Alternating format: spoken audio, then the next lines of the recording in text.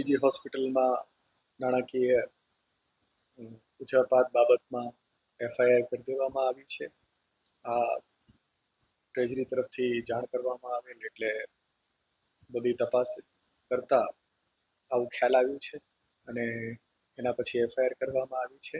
અને સાથે સાથે એની ઉચ્ચ લેવલથી પણ ગાંધીનગરથી પણ તપાસની ટીમ આવી ગઈ છે અને તપાસ કરી રહી છે.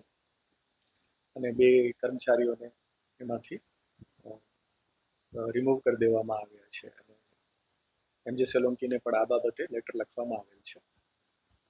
સર, લાંબા સમયથી આ જાતનું કોઈ નથી, આ સિવાય કોઈ બીજા સંડોવાયેલા છે? એટલે આઉટસોર્સિંગમાં 2 કર્મચારી હતા એવું ખ્યાલ આવ્યું છે તપાસતા.